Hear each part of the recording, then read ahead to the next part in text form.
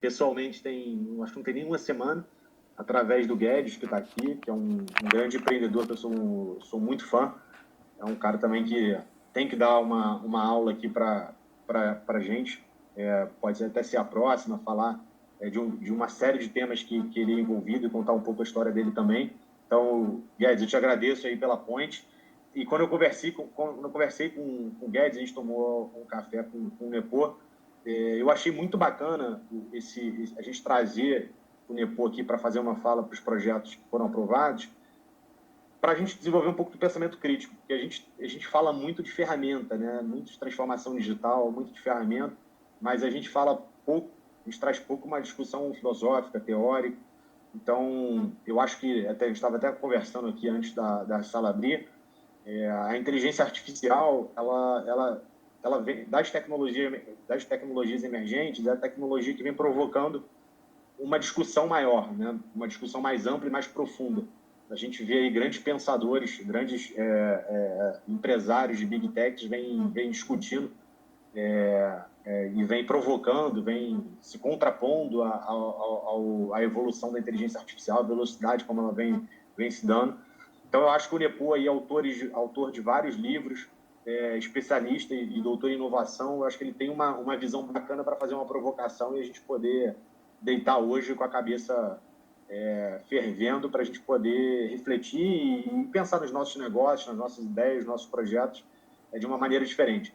E o Nepô, assim como o Guedes, são resultados também dessas pontas que vão sendo conectadas no nosso ecossistema, né? Então, daí a importância da gente conectar essas pontas e do ecossistema começar a borbulhar. Eu acho que a gente tem um movimento grande de fuga da capital.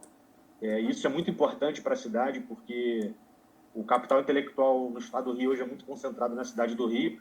E quando eu falo capital intelectual, numa forma mais ampla, de empreendedores, enfim, de empresários, de professores, de especialistas, a gente vê esse público migrando para a Tereia, a gente vê o ecossistema refletindo um pouco essas mentes que estão chegando aqui. Então, a gente fica muito honrado aí te agradeço em nome do prefeito, né, pela disponibilidade. Você não só se colocou disponível para dar essa aula aqui, fazer essa provocação, como também para estar junto com a gente em vários projetos. Então, eu acho que esse é um primeiro passo aí de uma série de outros projetos que a gente pode atacar junto. Já falei muito, vou passar a bola e agradecer mais uma vez aí o Guedes pela ponte de ter apresentado você não só para mim, mas como para a cidade e agora para os projetos aí contemplados no edital que vão ter o privilégio de assistir a sua palestra. Boa aula aí, meu amigo. Bom, obrigado.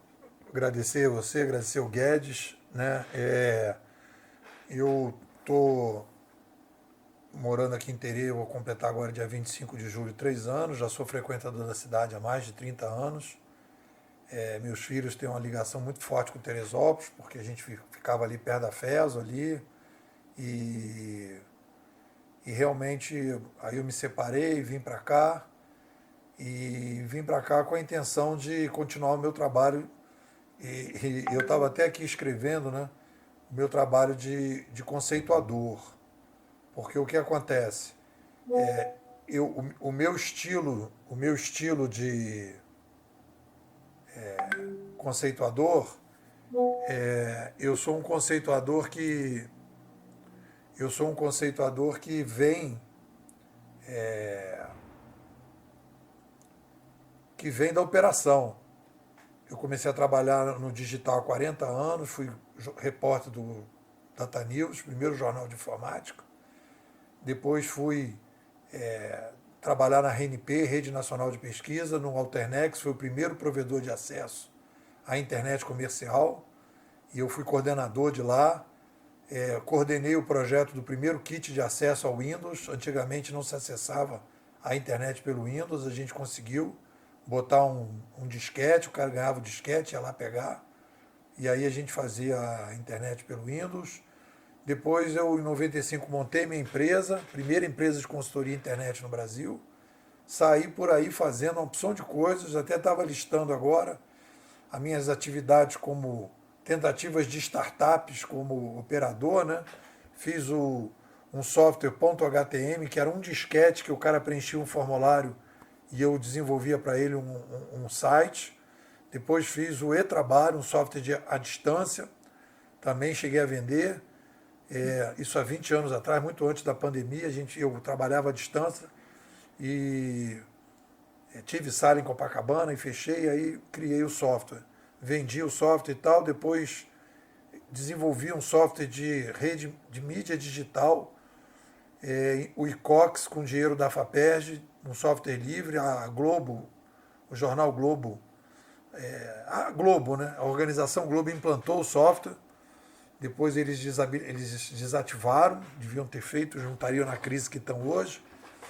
E fiz também um marketplace de bicicleta, fui lá no Sirquis, no nosso secretário, coloquei todas as ciclovias do Rio de Janeiro na internet, e depois aí teve a ideia de botar produtos e tal.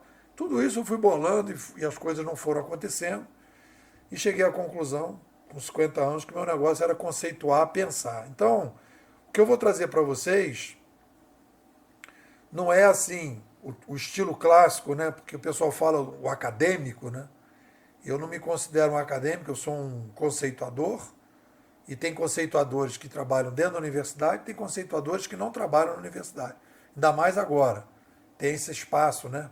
Hoje eu tenho uma escola pela internet, trabalho à distância, ela é toda à distância, os alunos fazem um crowdfunding e eu escrevo todo dia, gravo 2 áudios, um para a internet geral e um interno, e faço um texto todos os dias há mais de, sei lá, uns 15 anos já, e vou desenvolvendo, então, a reflexão que basicamente é o que está acontecendo e o que a gente pode fazer para lidar com esse novo ambiente de sobrevivência que é o mundo digital.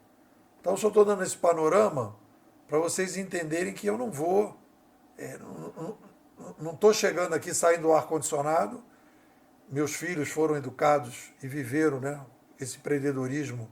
Eu consegui viver desse empreendedorismo, criei 3 filhos, tenho uma neta, e tudo isso foi fruto de trabalho e de empreendedorismo. Então, eu estou com 60, vou fazer 63, publiquei 4 livros, 4º livro sai esse ano, Civilização 2.0, estou produzindo vários e-books esse ano. Então tudo isso é um cabedal aí de coisas para a gente poder apresentar um cenário bem diferente. E eu fiz uma opção que foi o seguinte, eu brinquei com o Guedes ali no Varietá, falei para ele: Guedes, você está diante do cara mais ambicioso que você já conheceu na sua vida. Aí ele olhou, né, falou: pô, que legal, qual é a sua grande ambição? A minha grande ambição é que o que eu estou dizendo e os meus livros, eles permaneçam nos próximos 40, 50 anos, nessa crise conceitual que a gente tem hoje, que eles permaneçam vivos nos próximos anos. Então, na próxima década, na outra década, se eu conseguir isso,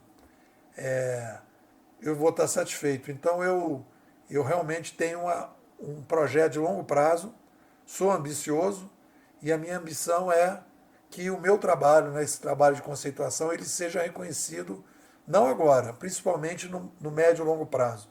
A gente está imerso numa bolha enorme de muito mimimi, muita fumaça, e todo mundo quer ser o rei da cocada preta, todo mundo quer dizer que sabe tudo o que está acontecendo, e eu faço o meu trabalho de longo prazo, sem preocupação de quantos seguidores eu tenho, de quantas estrelinhas eu tenho, de quantas pessoas leram os meus artigos. Eu não estou preocupado com isso. Estou preocupado com a coerência, estou preocupado que as coisas tenham uma lógica, e fico tentando desenvolver uma ciência, né, uma abordagem mais científica. Porque não existe abordagem totalmente científica, isso é uma fantasia, mas existe a abordagem um pouco mais científica, que é o que eu tento fazer. Bom, essa é a visão geral aí, para a gente dar uma situada aí no meu perfil. E eu queria apresentar para vocês qual é o diagnóstico que a gente faz? Então, a primeira grande diferença, que já é completamente disruptiva e diferente e original em relação ao mercado, porque eu acho que os americanos não estão entendendo o mundo digital. Vou repetir, os americanos não estão entendendo o mundo digital, com raras exceções. Fazer produtos e serviços não é entender, são duas coisas diferentes. Eu posso criar o Uber, eu posso criar o Airbnb, posso criar o Waze, posso criar a Amazon, mas não significa que eu estou entendendo. Eu estou conseguindo me aproveitar. Entender é outra coisa. Então, esse é a primeira encruzilhada para a gente poder ver coisas diferentes. Se eu não fui para os americanos, para onde eu fui? Eu fui para o Canadá. Tem lá o cidadão Marshall McLuhan, que na década de 60 e 70 ele criou uma frase, que é uma frase emblemática, que ele dizia: mudou a mídia, mudou a sociedade. Essa frase, mudou a mídia, mudou a sociedade, né, que tem ali 6 palavras, ela simplesmente inaugura uma nova ciência social. Ela inaugura um novo motor da história humana. Porque ele vai perceber que a mídia está sendo subavaliada dentro da história. Se vocês pegarem, e ele faz esse estudo, tem o livrinho dele aqui, né? A Galáxia de Gutenberg, eu tenho esse livrinho aqui, comprei num sebo, A Galáxia de Gutenberg. Se vocês analisarem, e agora começou a ser questionado isso, se vocês forem no Wikipedia, os historiadores apontam, inclusive tem um filme no Netflix, se eu não me engano, da queda de Constantinopla, eles apontam que o início da modernidade começou com a queda de Constantinopla, que é um fato isolado, que termina o Império Romano. Quando, na verdade, em 1450, 3 anos antes, Gutenberg lançava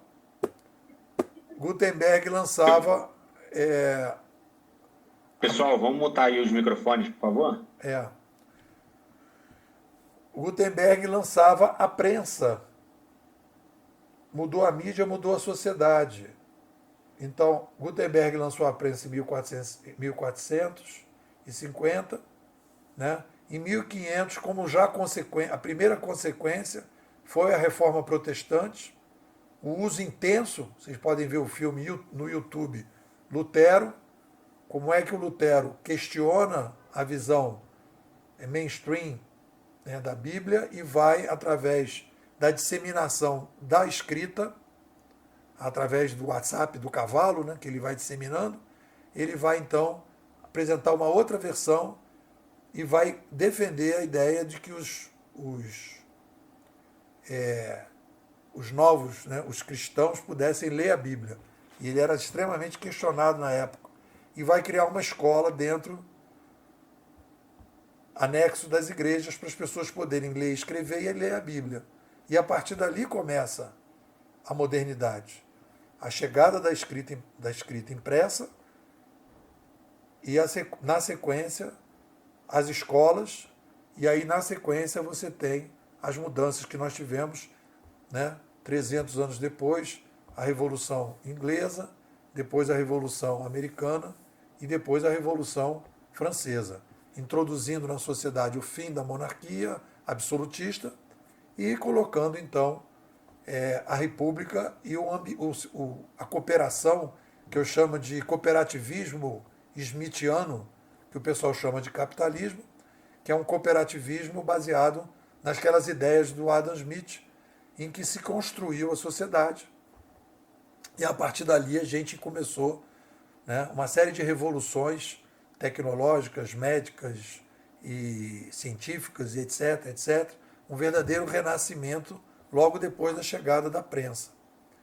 Então, a partir daí, que isso tem a ver com empreendedorismo? O que isso tem a ver com startup? Esse é o cenário geral. Então, com esse cenário geral, eu consigo entender o que nós estamos vivendo. Eu colocar da seguinte maneira: eu tenho uma abordagem, um diagnóstico do que está acontecendo.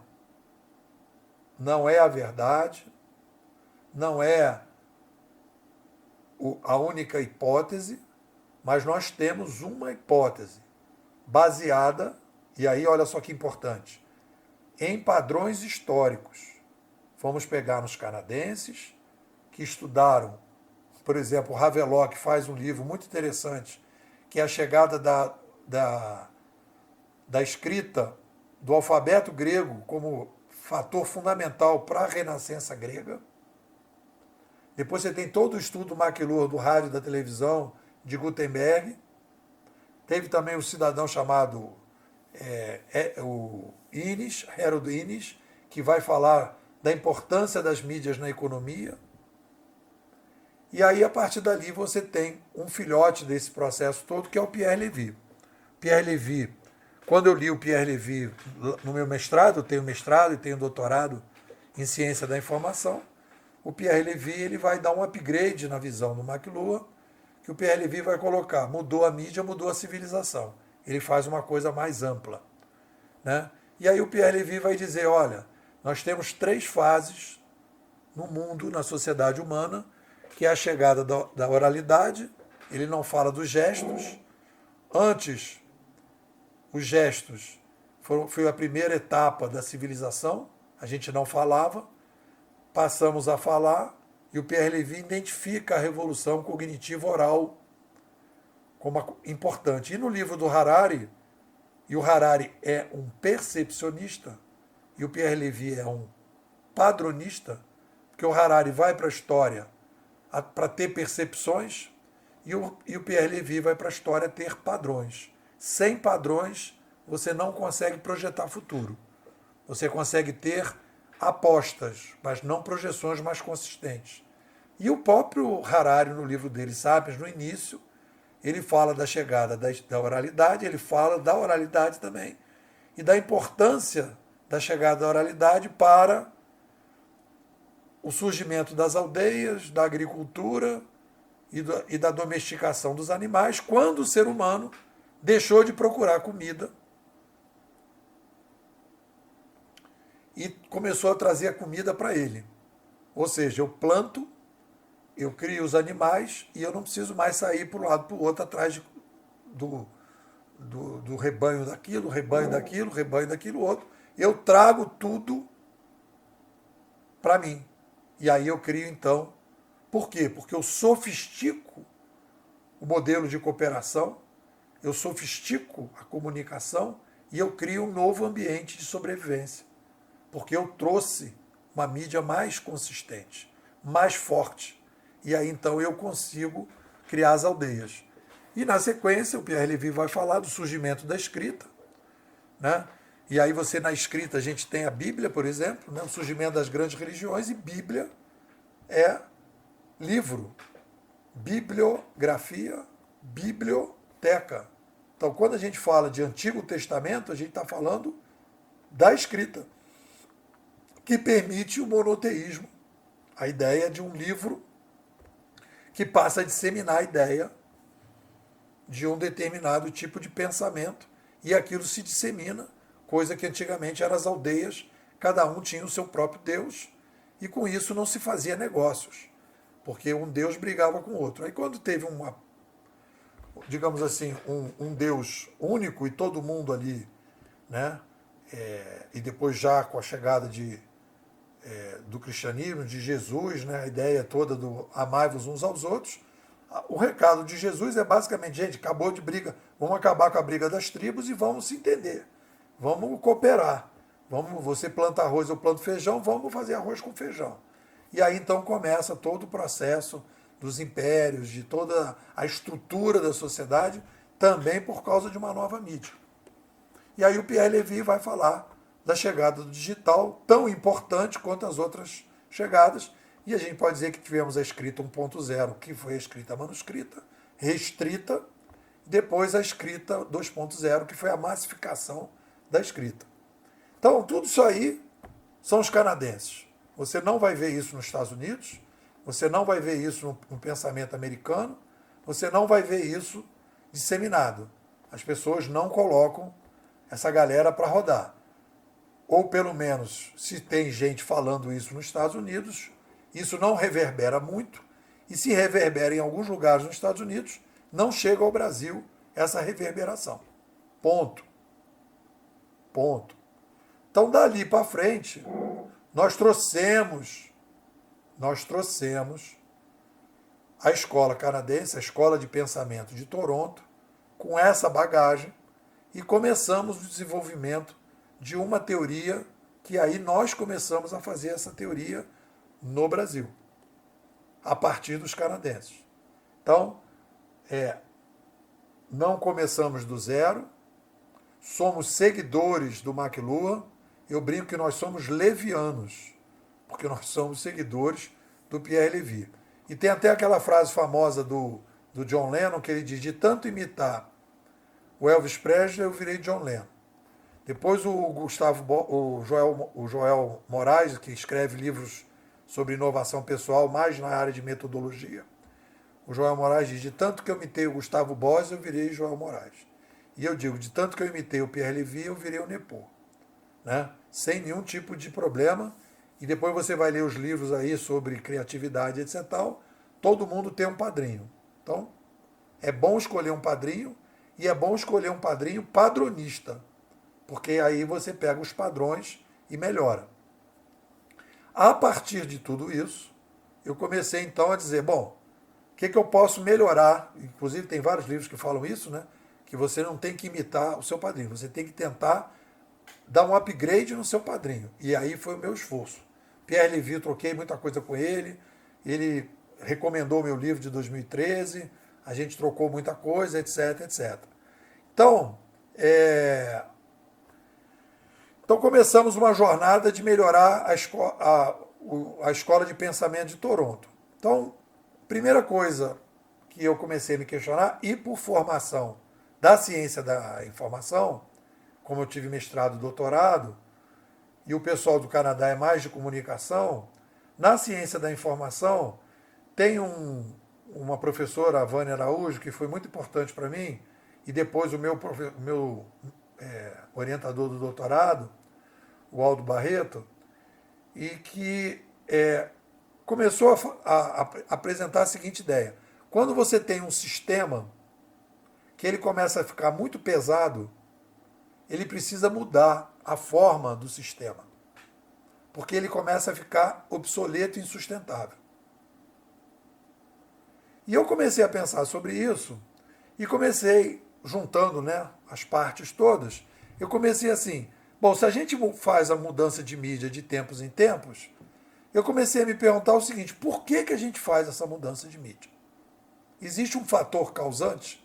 Ou é uma coisa assim, sei lá, que desce do céu e ilumina alguém? Será que não tem um motivo para que a gente possa, de tempos em tempos, fazer uma revolução de mídia? E aí, pegando essa bagagem da ciência da informação, eu comecei a procurar na história, procurar no passado, alguma coisa que pudesse provocar essa mudança. E aí começamos a tentar identificar o fator causante das revoluções de mídia. E aí nós chegamos, né, ao longo do processo, na questão da população. O aumento populacional é uma característica de uma espécie como o sapiens, que não é igual às outras espécies, né? Os lobos podem crescer e se dividem. Os elefantes podem crescer e se dividem. São espécies sociais. E nós vamos aumentando a população e nós somos uma espécie cooperativa. É a única que é assim.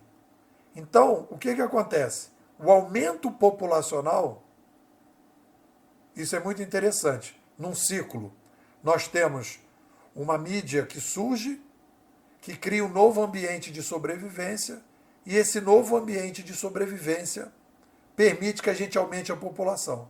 E o aumento populacional gera uma crise que só é solucionada em termos civilizacionais quando chega uma nova mídia. E aí o que tem a ver isso com startups e tem a ver com inovação? Existe uma macro tendência humana que é a seguinte: quando a gente aumenta a população e cria uma nova mídia, existe uma obrigatoriedade da espécie, isso analisando a história, que é a seguinte: nós precisamos descentralizar o poder, descentralizar as decisões, descentralizar as operações. Por quê? Porque quando você aumenta a população, basta ver o número básico. Em 1800 nós tínhamos 1 bilhão de pessoas, em média 3 bilhões de pratos de comida. Conseguimos chegar a uma grande façanha de chegar a 8 bilhões, batemos palma para a nossa espécie, que nós conseguimos botar 8 bilhões de pessoas vivas no planeta, e nós temos então como demanda de complexidade 24 bilhões de pratos de comida. E a complexidade não se mede pela quantidade apenas, ela se mede pela qualidade. Eu tenho 8 bilhões de pessoas que têm roupas diferentes, não é que nem o leão que não veste roupa, a gente tem roupas diferentes, tamanhos diferentes, graus de óculos diferentes, isso objetiva. E subjetivamente, eu gosto de azul, eu gosto de amarelo, eu gosto de rosa, eu gosto de vermelho, eu gosto de filme assim, gosto de filme assado, eu gosto de jogar basquete, eu gosto de jogar sinuca, eu gosto de jogar vôlei, eu gosto de não sei o quê. Então é uma complexidade gigantesca, não só na objetiva como subjetiva. Então, o que a história nos mostra? Quando a gente aumenta a população, vem uma nova mídia para nos permitir, olha a macro tendência e para onde surge a inovação e qual é a demanda das startups. Galera, nós estamos querendo descentralizar as decisões e as operações. É o que eu chamo de século do restaurante aquilo. É mais uma vez a civilização do restaurante aquilo, que tem agora uma nova versão. Você tem muita gente para comer, pouco tempo, então o que você fala? Se virem, se sirvam, comam o prato que vocês quiserem. Vai ali no balcão e coma. Então a gente vai no balcão comprar ingresso no cinema, no banco, diretamente no internet banking, a gente vai escolher os filmes, a gente vai ser guiado pelo Waze, a gente vai iniciar uma jornada de descentralização. E aí a gente começa a observar que a gente começa a ver um novo modelo de administração inédito, nunca antes praticado pela espécie, que é o que a gente chama de curadoria, que no popular é uberização, primeira etapa, e blockchainização, a segunda etapa. A uberização. Como é que a gente consegue uberizar? Porque a gente cria estrelinha, cria reputação, as pessoas reganham reputação e passam a ter confiança no motorista e no passageiro. Passam a ter a confiança no anfitrião e no hóspede. Passam a ter confiança no Mercado Livre para você comprar um produto de um cara que você nunca viu na vida. Então isso vai criando a possibilidade de negócios à distância com desconhecidos. E aí então a gente começa uma nova fase na civilização humana. Tudo vai na direção da descentralização de poder, aumento da operação, que as pessoas passam a operar mais, e da personalização. Eu começo a poder personalizar.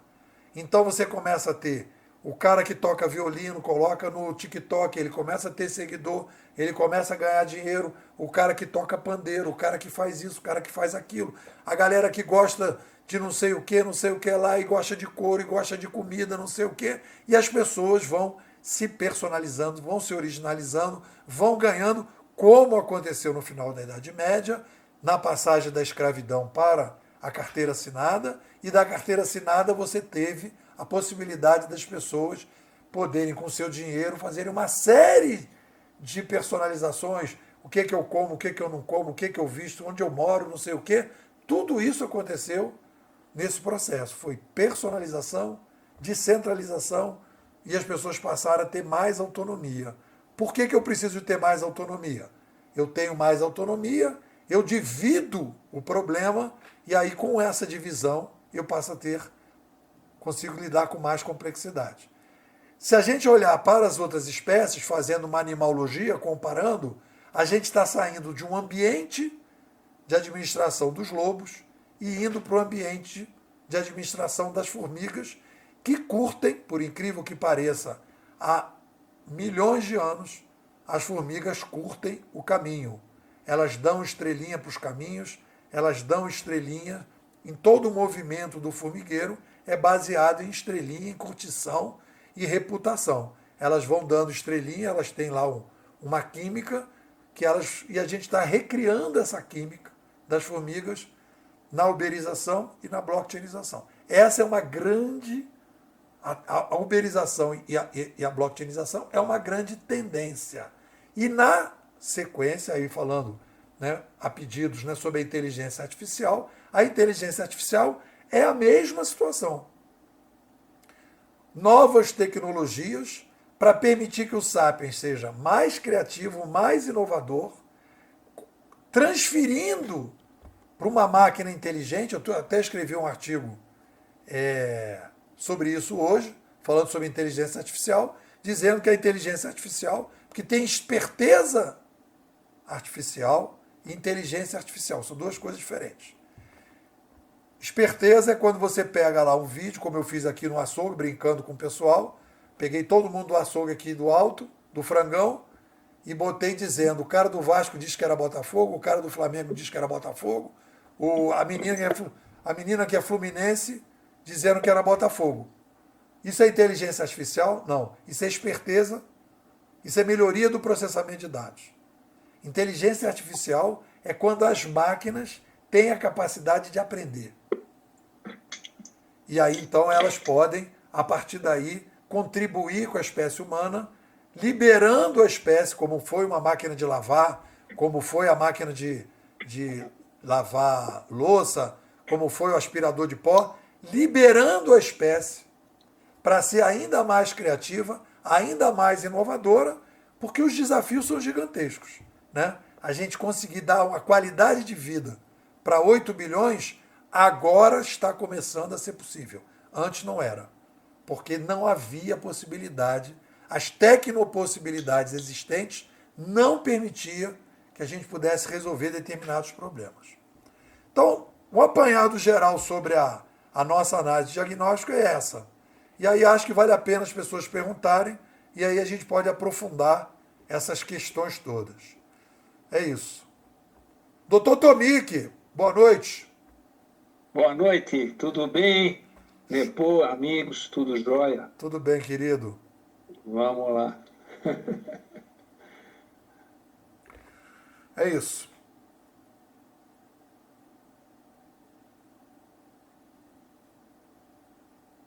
Vinícius, a bola está contigo. Nepos, muito bom, sensacional. Agora a gente vai...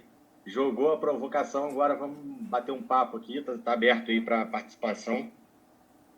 Te agradecer mais uma vez, mas vamos abrir direto para perguntas para a gente não deixar o papo esfriar. Alguém tem uma pergunta ou uma... O Guedes, estava conversando com o Guedes, ele já tinha algumas aí que ele falou que ia passar para a gente. Cadê o Guedes?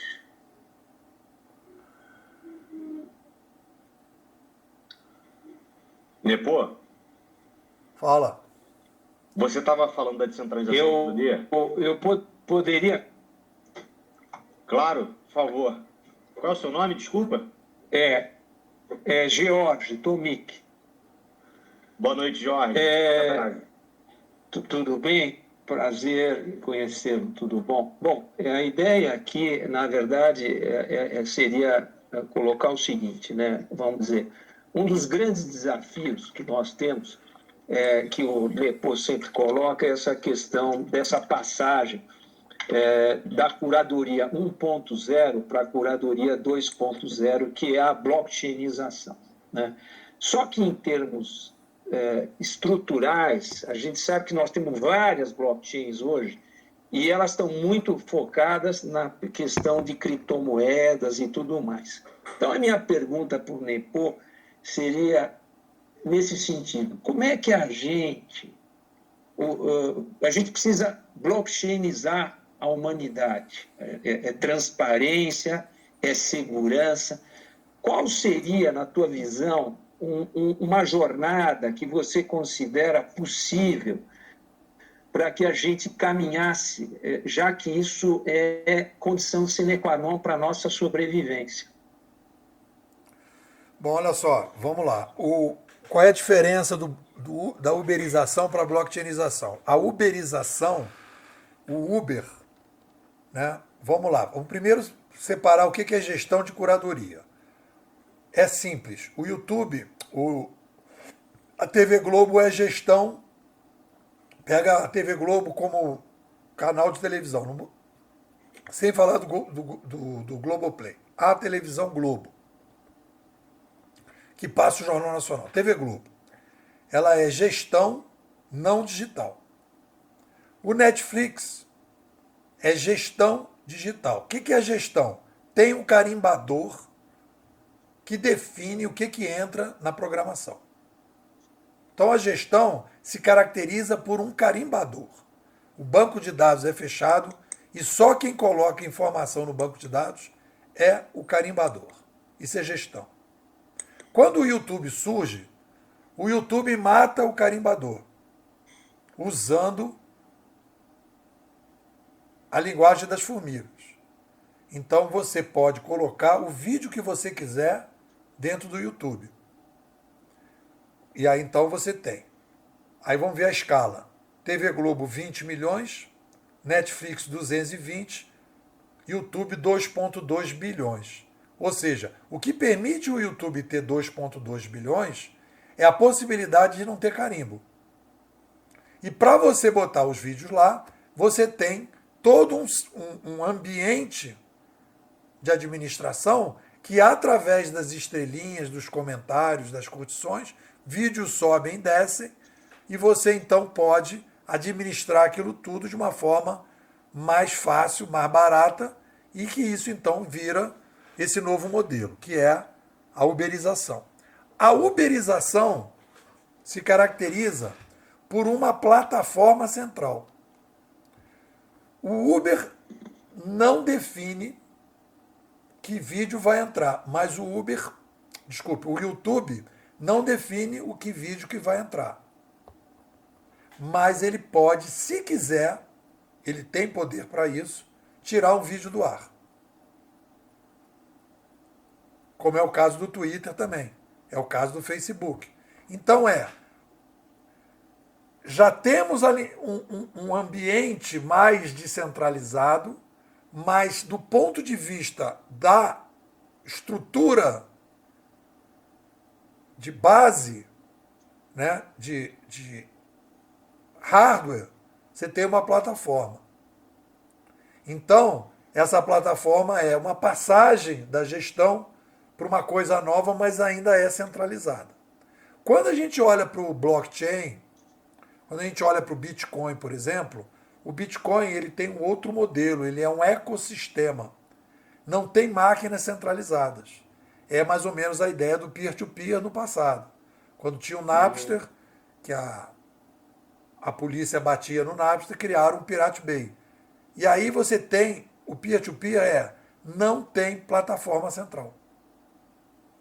Então, se um governo qualquer disser que quer tirar o vídeo. Essa espinha que tava querendo nascer. Tem um microfone aberto aí. Dá pra tirar a casca assim, ó. Olha, então, se o governo quiser. E verificar se não. Se o governo quiser tirar um vídeo do YouTube, seja lá qual for o governo, ele pode conseguir, porque o YouTube tem um CNPJ e então ele vai. Se ele tiver um YouTube Chain, não tem como o governo tirar nenhum vídeo, porque você tem, tudo é descentralizado. As plataformas, todas as máquinas, elas formam um ecossistema.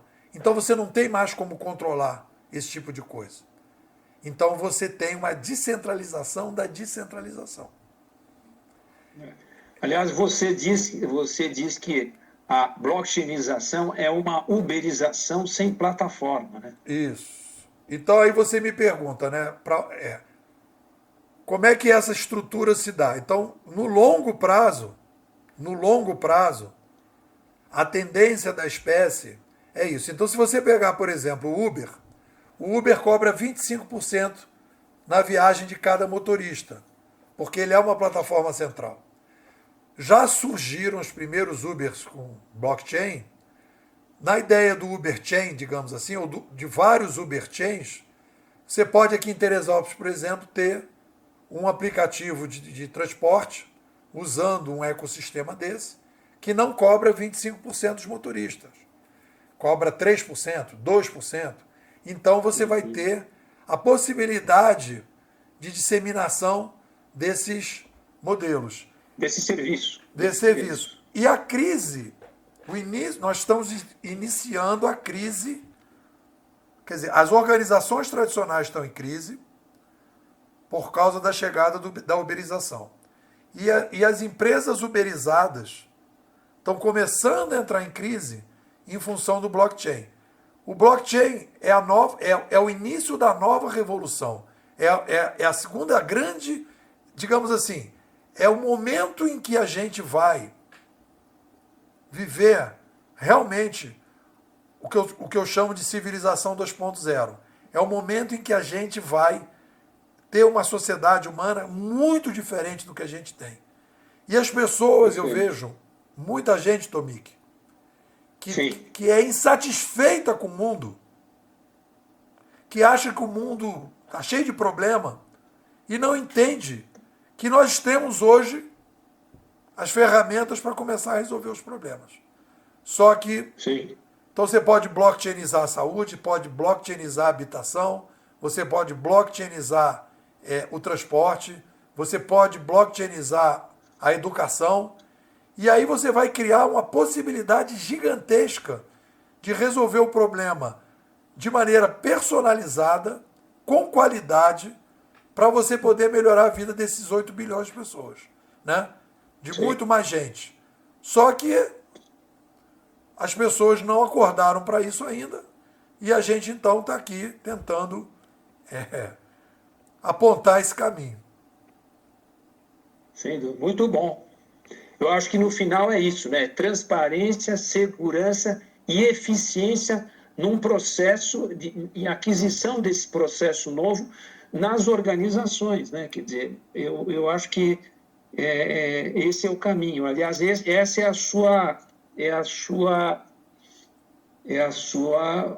vamos dizer, é o ponto aí de inflexão, aí é aquilo que nós estamos nos propondo, né? Isso aí é o diagnóstico, que aí você vai dizer, para onde nós estamos caminhando? Nós estamos caminhando para um mundo muito mais descentralizado do que no passado.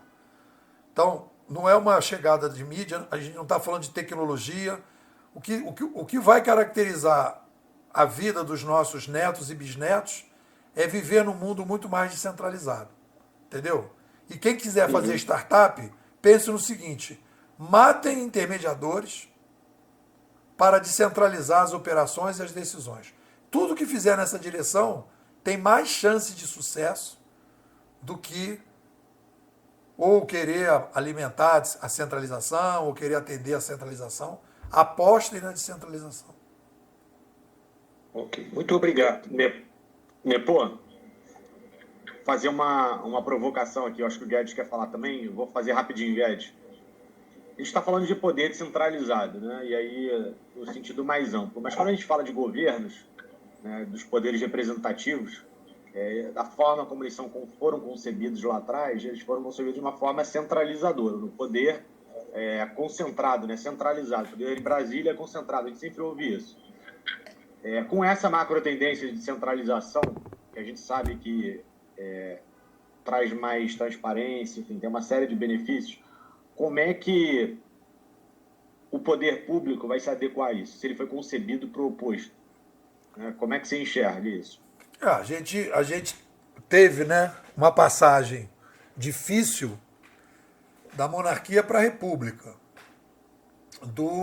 de um cristianismo na época, né, muito centralizado, a interpretação da Bíblia, tudo feito em latim, e concílios e tal, e o Lutero se rebela contra aquilo tudo na direção da descentralização da religião. E foi o que vingou. Porque de tudo que vingou foi a descentralização, foi o que eu chamo de zonas de atração. As zonas de atração saíram da monarquia absolutista e foram para a república. Né? O feudalismo caminhou para o sistema de livre mercado que hoje está aí em todos os países, de maneira melhor ou pior, mais descentralizado ou não, mas foi o que funcionou. Só que bateu no limite. As pessoas criticam dizendo, olha, a culpa de tudo que a gente vive hoje é o sistema que eu chamo de cooperativismo smithiano. Não. Esse sistema permitiu chegar a 8 bilhões. E os 8 bilhões, pelo mérito do sistema, gerou a crise. É uma crise do mérito e não do demérito. Agora a gente tem que administrar a crise dos 8 bilhões. E isso temos que bater palma, porque a gente hoje tem 8 bilhões de pessoas no mundo, que é ótimo. E não uma desgraça. Vamos melhorar a vida desses caras. Né? O poder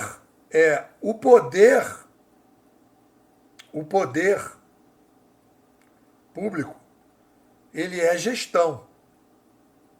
Então, do ponto de vista da revolução política que a gente vai viver, nós vamos viver também a revolução, né, na área política da descentralização. Mas não é a passagem, né, como a gente viveu da monarquia para a república, porque aquilo é gestão. É o surgimento de cidades, regiões, em que vai se trabalhar nesse modelo descentralizado.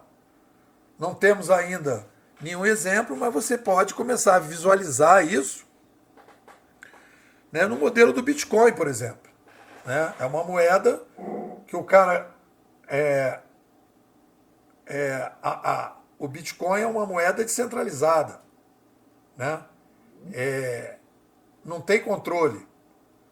Então, foi concebida para não ter controle. Então, você vai começar a ter esse tipo de coisa. E aí temos aí, Vinícius, uma demanda. Nós temos uma demanda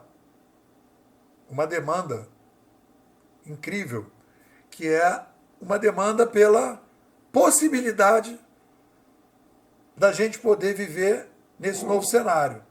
Para isso, nós não estamos preparados. Da mesma maneira que aquela população que saiu ali da monarquia e começou a república, demorou um período, no caso lá, 350 anos, para que as pessoas pudessem abrir mão da monarquia absolutista. Depois de um processo longo de formação das pessoas. Então a gente precisa de a cabeça da gente, ela ainda... E aí que eu digo, né, a gente tem aqui uma discussão da educação. A educação tem que ser uma educação para a autonomia. E a educação que a gente faz hoje, percebe, a nossa educação é a educação para a gestão. Eu sou educado para ter um emprego, eu sou educado para seguir o professor, eu sou educado para, depois do professor, seguir um gerente. É o modelo. A escola, o McLuhan dizia, né, que outra frase dele famosa, não importa o canal de televisão que você está assistindo. A televisão, pelo fato de você assistir televisão, está alterando a sua plástica cerebral. Então o que eu digo é o seguinte, não importa o que a professora diz em sala de aula, o fato dela estar dizendo na frente dos alunos o que ela está dizendo, e ela dar a prova e ela dizer o que está certo e está errado, está formatando a cabeça dos jovens. É a topologia da escola que é incompatível com esse novo cenário. Então a gente tem que criar uma outra topologia que seja compatível com esse novo mundo. Então não é mudar o que se diz, é mudar como se diz. É mudar a estrutura, a topologia. Né? Então, o aluno hoje é formado para ter um gerente cuidando dele. Ele precisa ser formado para ser autônomo. E então, isso é um processo longo, que vai durar um tempo longo. E é essas novas gerações, formadas num ambiente mais descentralizado, porque aí, querendo ou não, as crianças vão aprendendo pelo WhatsApp, pelo YouTube, etc, etc, e vão começando a viver uma bimodalidade na cabeça dela. Ah, a escola é isso, mas eu tenho isso aqui também. Então, com o tempo, está se formando uma nova geração com mais autonomia. Você vê, a nova geração não lê jornal, a nova geração não vê jornal nacional, a nova geração ela tem uma maneira de conhecer completamente diferente, e é isso que vai gerar um novo modelo em que a gente provavelmente não vai ter mais políticos, provavelmente não vamos ter mais prefeitos do jeito que é hoje, e nós vamos ter outros modelos mais descentralizados, mais dinâmicos e mais compatíveis com esse mundo mais, digamos assim, blockchainizado.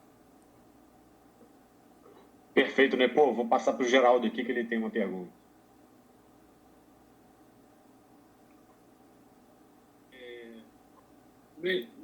Boa noite a todos, Nepô. Então, eu acho que você já respondeu o que eu ia perguntar, né? A minha pergunta era relativa a tempo, né? Porque se eu entendi corretamente sua explanação, eu concordo com ela, até a própria inteligência artificial, ela roda no modelo centralizado, mas e o mundo está no modelo centralizado, né? E o blockchain, ele vem no modelo descentralizado. E realmente a gente tem esse caos, né? O caos urbano, principalmente.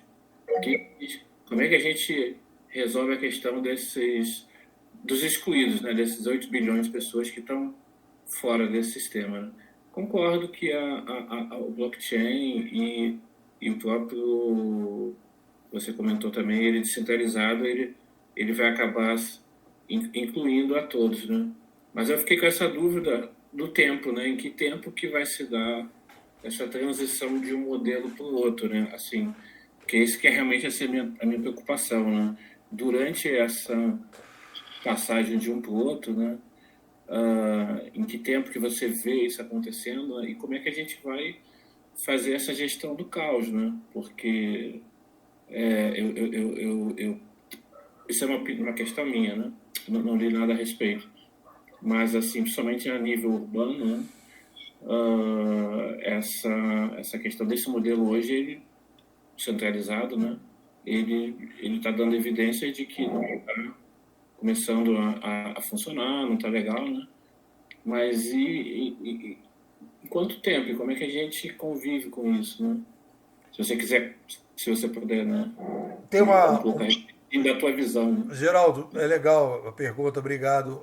Tem uma frase muito bacana, eu acho, do Nasbit, se eu não me engano é dele, que ele fala: o futuro é regional, ele não é temporal. E dessa frase eu trouxe a ideia das zonas de atração e zonas de abandono. Então, o que eu posso falar para você? Estamos criando zonas de atração, hoje já, que estão começando a apontar nessa direção. Você já tem cidades que estão começando esse processo. Você tem regiões que estão começando esse processo. Você já começa essa experimentação. Isso, se você quiser morar nessa cidade que está experimentando isso, aquilo ali já começou a ser experimentado. Então, assim, o que caracteriza a espécie humana? Você faz uma proposta, você faz uma experiência, e se aquilo começa a melhorar a vida das pessoas, a tendência isso é uma característica do ser humano, todo mundo começa a migrar para aquilo. No dia que o celular foi lançado, aos poucos as pessoas foram usando, o computador foi a mesma coisa, todo mundo foi adotando aquilo.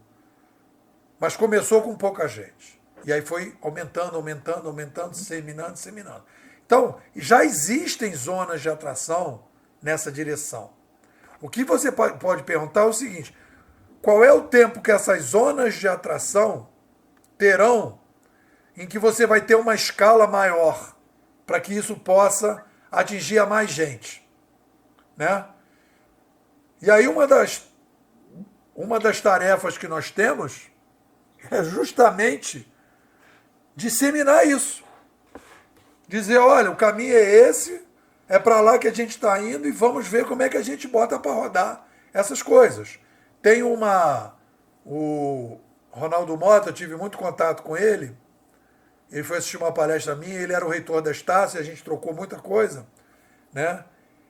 Ele teve uma frase dele que eu achei maravilhosa, que resume aí o novo cenário. Ele fala da educação, mas eu tive a liberdade de adaptar, que ele diz o seguinte: a inovação do novo século, ele fala da educação, é resolver o problema da quantidade com qualidade e da qualidade em grandes quantidades.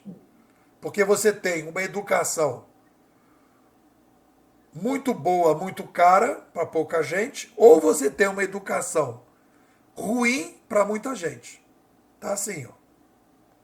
Como é que você resolve esse problema? No modelo atual da gestão, não resolve. Porque nós batemos, Geraldo, olha que interessante, é uma nova visão da sociedade humana. Nós batemos no muro das tecnopossibilidades. Compara uma cooperativa de táxi com Uber. Compara a TV Globo com o YouTube. Eu não poderia criar um ambiente com 2,2 bilhões de usuários de vídeo. Muita gente fala, o YouTube é muito centralizado. Mas olha a maravilha que é o YouTube comparado com a TV Globo. Quantas pessoas têm a possibilidade de entrar no YouTube e dizer assim, cara, quebrou o meu Chevette 75, um cilindro dentro do Chevette 75. Problema de cilindro do Chevette 75. Tem 10 vídeos para resolver o problema do cara. Isso é espetacular. Então isso é o renascimento, é o início. Então a gente vai melhorando, vai descentralizando. O problema é que as pessoas que querem melhorar o mundo não chegaram à conclusão de que este é o grande caminho. E ficam tentando procurar resolver o problema com os velhos modelos. Não tem saída. Perfeito, né? Pô, vou passar a bola aqui para o Fernando Jefferson, depois para o Guedes.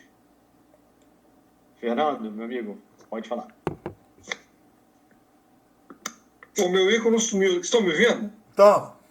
Vocês estão me ouvindo? Hein? Sim. Vocês estão me ouvindo? Sim.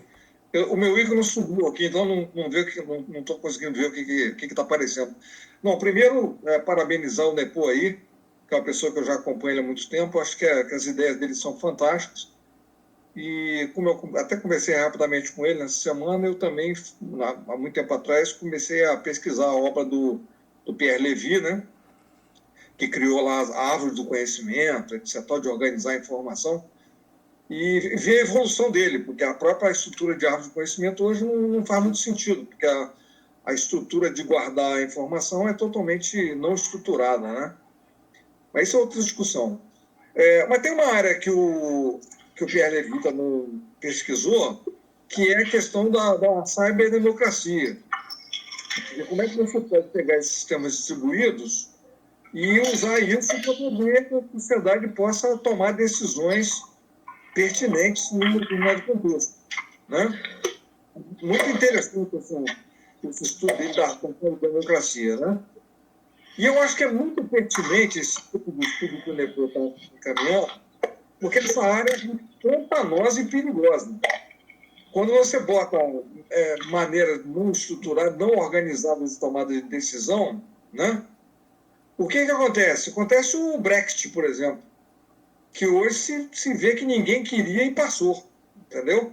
Então, o pensamento do Nepô pode ser uma luz para a gente conseguir sobreviver num mundo em profunda mudança, principalmente nessa direção de cyberdemocracia, de democracia através da internet, identificando os terríveis perigos que podem estar contidos aí. Por exemplo, inteligência artificial e manipulação de informação, fake news, deep fake, etc., pode comprometer completamente uma discussão da sociedade com liberdade em cima da rede. Queria saber qual a opinião do Nepô sobre isso, que é uma área que me preocupa muito. Naquele filme Lutero, é interessante, né? Porque o cardeal, lá pelas tantas, né? O Lutero é chamado lá para conversar lá com o cardeal e ele defende que as pessoas leiam a Bíblia.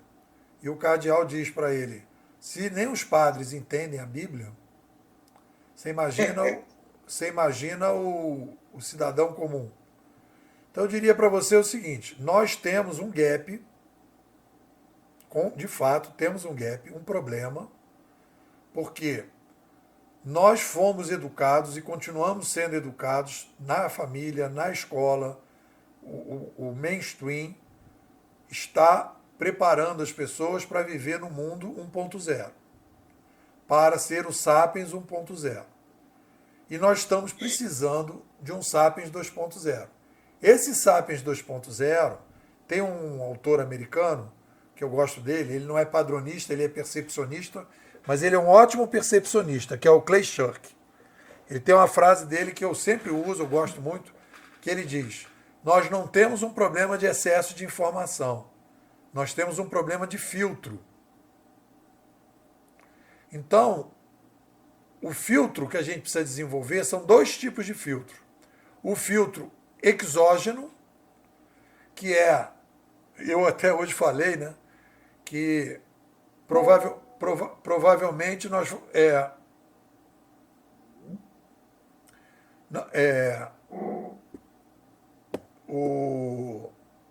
provavelmente a Lisandra aqui ela entrou, queria participar e você tirou acho quase do microfone e ela está me mandando um zap aqui. Deve ter sido sem querer, vai silenciar, tirei, peço desculpas para ela. Tá. Deixa eu só... Então... Ela já está na sala. Então tá, Lisandra. Bom que você voltou. Acho que foi sem querer. Então, olha só.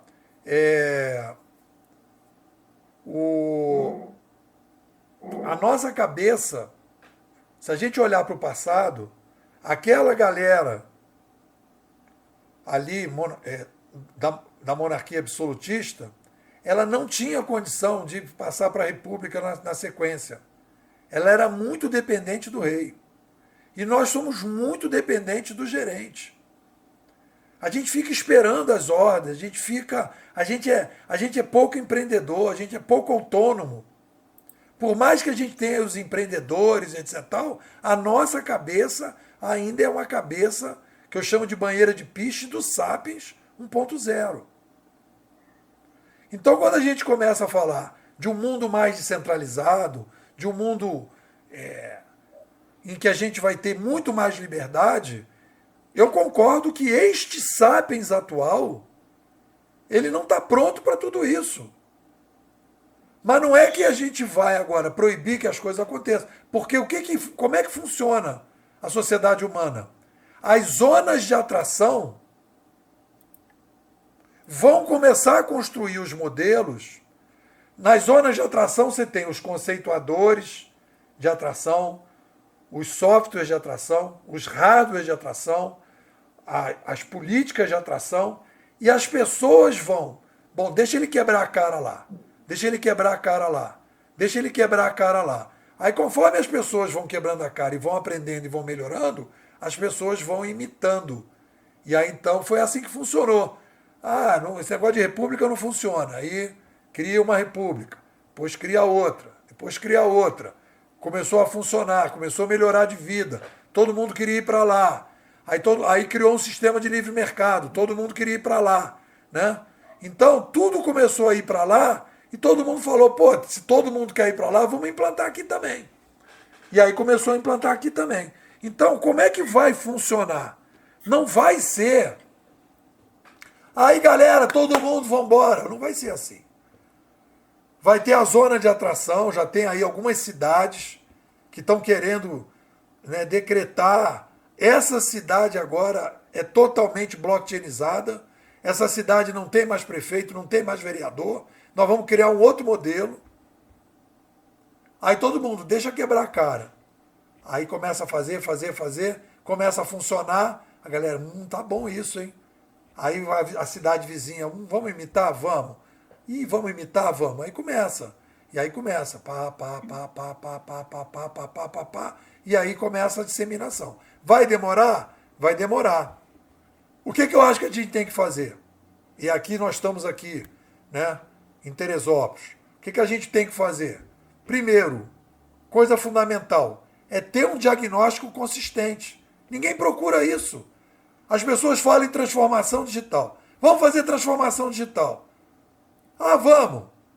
Olha a palavra, trans é sair de A para B, transamazônica. Né? Cruzar a Amazônia. Então, transamazônica é cruzar a Amazônia. Transformação. Então, se eu quero mudar de formação, eu tenho que dizer o seguinte, para qual formação eu vou? Eu preciso de um diagnóstico. E aí você vai procurar a transformação digital forte.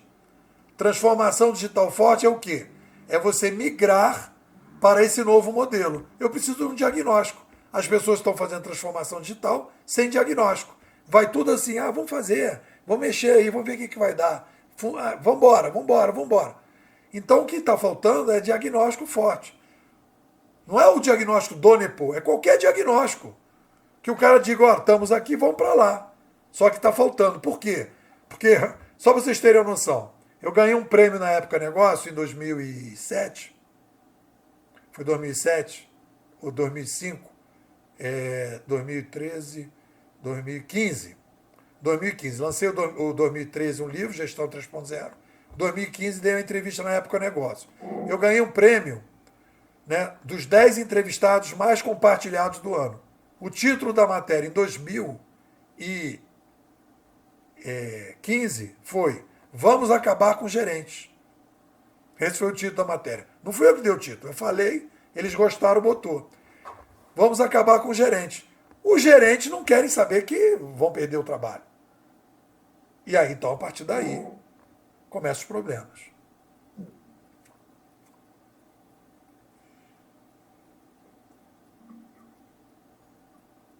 Perfeito, né? Pô, vou passar para o Guedes aqui, que ele já está com a mão levantada há um tempinho.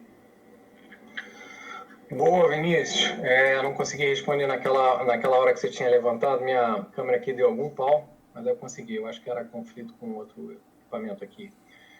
Pô, vamos lá. Aquele negócio que a gente às vezes conversa. O pensamento que você tem muito em cima da ciência e da inovação, ele é um pensamento a longo prazo, né? Eu te pergunto aqui, fazendo uma provocação. A gente está no meio aqui de uma equipe, de uma turma que está empenhada em trazer projetos de inovação para Teresópolis, né?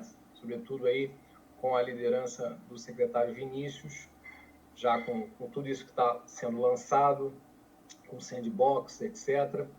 Então, a tendência natural é que a gente pense mais a curto prazo, né, e a médio prazo do que a longo prazo, apesar de que o longo prazo a gente sempre quer deixar aquele legado, né? Então é importante.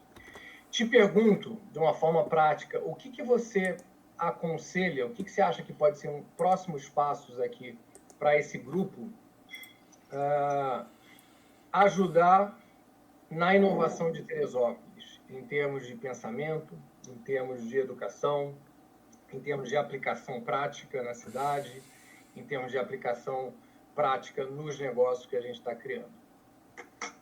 Bom, vamos lá. Eu trabalhei na prefeitura do Rio, fui convidado para fazer um curso, o sucesso foi muito bom e eu acabei dando 7. Formei 140 pessoas na IPLAN, no Rio de Janeiro, que era o órgão estratégico da prefeitura do Rio. Então, você pegar, por exemplo, aí projetos, né, de curto prazo. Obviamente que você vai fazer isso, você tem que fazer uma coisa bem pequena para poder validar, né? Mas tem vários projetos pequenos que você pode fazer do tipo, lá no Rio nós temos 10 mil ônibus e 40 fiscais. Como é que você pode fiscalizar os ônibus de uma maneira diferente através da uberização ou da blockchainização? Como é que você pode criar um transporte coletivo mais descentralizado, né? Ainda mais descentralizado? Por exemplo, eu moro aqui na frente, tem um terreno baldio, só como perspectiva. Tem um terreno baldio. Quantos terrenos baldios tem em Teresópolis? Será que a gente não poderia pensar em criar um aplicativo para que esses terrenos baldios pudessem ser plantados e produzir desde flores, como é que se diz? Flores, cenoura, chuchu, couve-flor, nos lugares que estão aqui. Tem aquela senhora que mora aqui no prédio, que com certeza ela alugaria aqui do lado para plantar margarida e fazer uma plantação de margarida, coisas desse tipo, né? Quer dizer, então pensar que os problemas que a gente tem hoje, né, na linha da uberização e da blockchainização, que é você criar, através dessas possibilidades, né, e aqui tem muita agricultura, né, como é que você pode botar toda essa parte da produção orgânica através de algum tipo de modelo de distribuição e de marketplace, para que isso tudo possa ser distribuído. Quer dizer, tem que botar a cabeça para funcionar, mas tem que ter a ideia que o cara diz assim, olha, eu quero criar uma startup, essa startup vai ficar aqui em Teresópolis, é uma startup para resolver um problema muito específico. Tá, beleza. Ok, show de bola. Agora, eu acho que você pode ter startups também, de médio e longo prazo, né, que peguem esse diagnóstico mais de longo prazo e trabalhando. Lá no Rio, a gente, por exemplo, a gente fez estudos, como seria, lá criamos um laboratório de inovação colaborativa. Como seria uma feira livre usando essas ferramentas? Como seria um posto de saúde usando essas ferramentas? Como seria uma escola, né, um ambiente educacional usando essas ferramentas? Então, como é que seria? Então, vai se criar um modelo pequenininho para fazer um piloto, um protótipo. Se funcionar, pode gerar para o Brasil todo, não precisa ser só Teresópolis. Então, pensar numa aceleradora, de pensar em coisas que a gente possa, né, resolver esses problemas. O que eu acho que tem aí, Guedes, é o seguinte, eu não estou falando ter a experiência, por exemplo, porteira, estava falando com o Jefferson, né, o Fernando, ele vai criar uma porteira inteligente. Beleza, vai resolver um problema localizado, usando ali um processamento de dados. Se a porteira aprender sozinha, ela é uma inteligência artificial. Se ela resolve o problema com a programação fixa, ela é um processamento de dados, é uma esperteza intelectual, artificial. Beleza, funciona, resolve o problema da galera, beleza.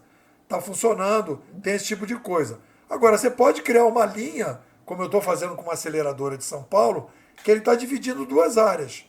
Uma área é para atender o tradicional e outra área é para atender civilização 2.0. É só projeto de uberização e blockchainização. Entendeu? E se for inteligência artificial, aí é a inteligência artificial que aprende. E aí a inteligência artificial para ajudar pessoas e a cidade. Então, o que você pode aprender, né, com os dados que a cidade vai gerando, por exemplo, para que determinadas coisas não aconteçam e se repitam. E aí você vai botando alguma coisa para aprender no processo, né? Então, eu vejo assim, dividir curto prazo, médio e longo prazo. Projeto de médio e longo prazo é aqui, ó, essa área aqui. Ó. Projeto de curto prazo é essa área aqui. E no longo prazo é uberização, blockchainização e, se for inteligência artificial, aquela que aprende. Beleza, Nepo, obrigado. Perfeito, Nepo. Eu queria levar para um outro lado agora. A gente está falando de descentralização de poder, falar um pouco do sistema financeiro. Na semana passada eu tive uma reunião com o prefeito, com os caras especializados em Web3, enfim, NFT e tudo. E eles perguntaram para a gente se a prefeitura estava preparada para o real digital. E que o governo está ventilando que vai lançar uma moeda digital, que vai ser, estão chamando de real digital. E, obviamente, a gente não tinha resposta. E, com isso, agora a gente está começando a partir dessa pergunta, desse questionamento, a gente está começando a ventilar aí possíveis, não regulamentação para estrangular, mas para facilitar e estimular um ambiente de Web3 em Teresópolis. Como é que você enxerga a questão do sistema financeiro e a descentralização a partir do blockchain? Eu acho que assim, o Pix faz parte do processo o Nubank, por exemplo, é um processo de digitalização da gestão. O real digital é a digitalização da gestão, né? É melhoria? É muito bom, o Pix é ótimo, é maravilhoso. Tudo isso é melhoria da gestão. É ótimo que aconteça, né? Mas, no longo prazo, o que vai realmente fazer a diferença são moedas modelo Bitcoin, em que você não tem controle nenhum da moeda por parte do governo. Porque o problema do governo controlar a moeda, isso aí é a parte toda do estudo dos economistas, né? Tem um livro muito bom do Amos, que ele fala sobre Bitcoin, ele fala de moeda forte e moeda fraca. Então ele diz assim, toda vez que o governo consegue manipular a moeda, ou que a moeda se torna manipulável, que alguém consegue gerar moeda e ela perde o valor por uma questão política, ela vira uma moeda fraca. Aí gera inflação e o Bitcoin é uma moeda forte, porque o governo não consegue mexer. Ele é bem padronista também, eu gosto dele, né? Ele vai falar das conchas, das pedras, né? De toda a parte de como é que as moedas foram construídas e toda vez que as moedas eram fortes, que eram baseadas em metais fortes, que não eram muito encontrados, né? Era ouro, prata, cobre, né? Diamante, tudo que era difícil de ser achado era transformado em moeda porque tinha valor. E quando você começa a imprimir dinheiro, por exemplo, você joga a moeda lá para o chão. Então, a moeda forte, e aí o caminho da moeda forte, é justamente a possibilidade de você impedir a manipulação da moeda. O Bitcoin tem uma inteligência muito grande, porque ele tem um limite de produção de Bitcoin, né? Então ele nunca é inflacionado, ele sobe e desce por uma questão de compra e venda, mas não pela manipulação. Não tem manipulação no Bitcoin. E eu acho que o futuro, né, as moedas do futuro são moedas não manipuláveis. E essa é a grande vantagem. Porque olha só que interessante. O Bradesco gera confiança porque ele criou um centro muito bem seguro. É difícil o cara hackear a plataforma do Bradesco. Então você bota o dinheiro no Bradesco porque você sente segurança, porque é muito centralizado. O Bitcoin, a segurança dele é exatamente ser descentralizado. Você não consegue chegar na minha conta, porque a conta está espalhada. Então você não consegue. Claro que tem fraude e tem tudo que, né, que está tudo começando, né? Mas do ponto de vista estrutural, não conjuntural, porque às vezes tem problemas conjunturais, mas do ponto de vista estrutural, a tendência é caminhar para moedas no modelo blockchain, porque ela é mais forte e ela é menos manipulável. Perfeito, Nepô. Vamos ver se tem mais alguma pergunta aqui. A gente podia fazer a última pergunta e fechar. Isso, a gente já está até, inclusive, a Tayane sugeriu aqui a gente ter mais um papo para desdobrar o papo de hoje. É sinal que ainda tem muita coisa para a gente explorar, é um tema complexo e instigante, mas vamos abrir para mais uma pergunta para a gente fechar. Não sei se alguém mais tem mais alguma coisa para colocar. Eu acho que não. Então, Nepô, quer fazer um encerramento? Eu queria dizer para a galera o seguinte, estamos aqui, Lisandra está fora do Brasil, é aluna, né? Tomik é aluno, Guedes também entrou agora, nós temos essa escola, vou fazer só um convite para vocês, a gente tem essa escola que é a Bimodais, a gente trabalha com modelo de semestral, né? Estou agora produzindo e-books, provavelmente quarta-feira eu vou lançar o Ciência 2.0, o primeiro e-book do ano, e vou entrar agora numa sequência de e-books. E a gente tem uma produção interna na escola. Todo dia eu boto um áudio interno para a gente conversar, discutir, temos lives e tal. Então eu crio uma formação. É um modelo que é parecido com o modelo que acontece nesses renascimentos.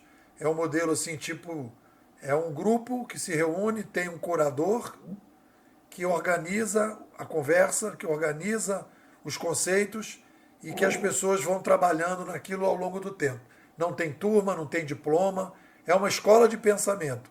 Não tem turma, não tem diploma, não tem horário de aula, cada aluno faz o seu horário e a gente vai criando, né, aos poucos, um conjunto de pessoas que está adotando esse diagnóstico. Quem quiser, né, fazer contato, etc. tal, pode me mandar um zap e a gente bate um papo aí.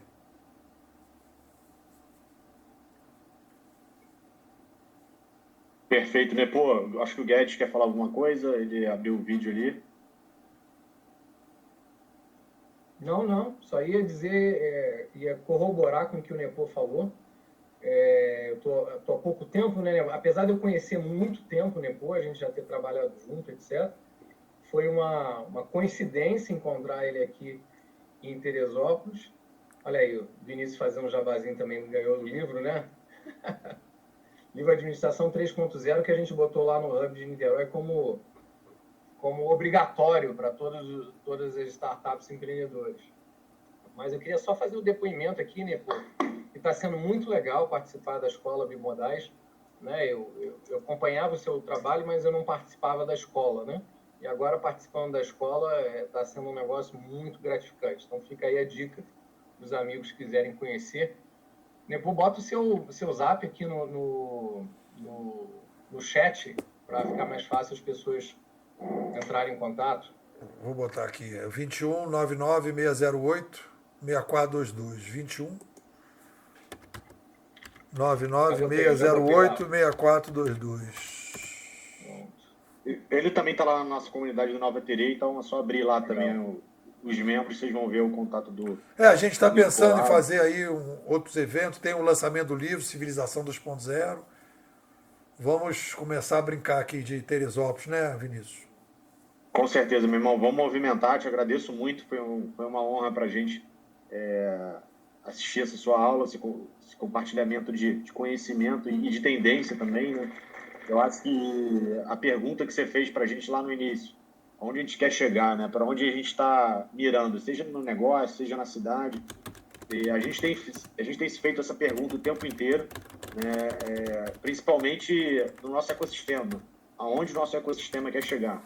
É uma pergunta que tem que ser feita o tempo inteiro, porque a gente quer desenvolver startups em Teresópolis. A gente sabe que startup vai atrás de dinheiro, de recursos, de financiamento. E a partir do momento que ela estiver se desenvolvendo, ela vai buscar o recurso aonde ele estiver. E, obviamente, a gente não vai conseguir competir com São Paulo, com outros países, com outros estados, com outras capitais. Então, a gente tem que... A reflexão também que eu quero, só para fechar aqui, o que a gente tem que outros municípios não têm, né? Então, a gente tem a nossa agricultura, a gente tem os nossos parques, a gente tem os nossos ativos ambientais, que a gente já vem sendo procurado para colocar os nossos ativos ambientais em NFT, né, como o Dedo de Deus, por exemplo. Então, são discussões loucas aí que a gente começa a ter. Mas, pô, te agradecer muito. Eu acho que essa reflexão, essa era a proposta, a gente fazer essa reflexão e sair um pouco daquelas discussões do dia a dia, né, que são discussões mais ferramentais e mais para o campo teórico. Então, te agradecer mais uma vez e até a próxima. Como você disse, a gente vai ter se Deus, a gente vai vai ser uma honra fazer o lançamento do seu livro aqui na cidade. E antes disso, vamos fazer outros papos. A gente já perguntaram aqui se a gente gravou, se vai ter um outro papo de desdobramento. E também teve uma sugestão de um outro tema para a gente falar um pouco de inovação, de políticas públicas para a inovação, para estimular a inovação. Então, tem vários campos em aberto.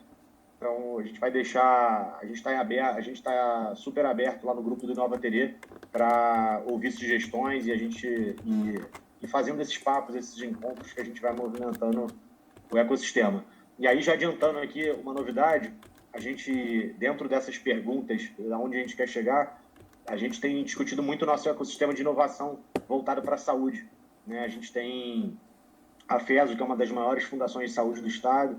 A gente tem um ativo que são os alunos de medicina, né? E a gente tem toda essa cadeia em torno do sistema de saúde, do ecossistema de saúde, e a gente quer estimular cada vez mais. A gente vê surgindo empresas, startups voltadas para a saúde na cidade, que são chamadas de health techs, e eu fui procurado por algumas empresas, algumas startups da cidade, como a MedPortal, a NoClaf, e a ASL também. E a ideia é a gente desenvolver um webinar mensal só sobre health tech, só sobre tecnologia e saúde. Então, isso a gente vai começar em maio. Toda terça-feira a gente vai ter uma programação aí, toda primeira terça-feira do mês, uma programação só voltada para tecnologia e saúde. Então, essa é mais uma novidade. E, de novo, saiu de forma orgânica, surgiu do nosso ecossistema. A gente está aqui só para apoiar e fomentar. Nepô, obrigado mais uma vez. Guedes, obrigado pela conexão. Agradecer a todos também. Tem grandes amigos aqui do Inova Terê, o Fernando, o Fábio, enfim, a Maria também está aqui. Uma série de parceiros que vêm com a gente nessa caminhada do Inova Terê. Obrigado à professora Roberta também, que está aqui, da FESO, e a Fabrini, que está representando aí a Rede Municipal de Educação. Boa noite a todos e até a próxima. Tá, um abraço. Valeu, pessoal.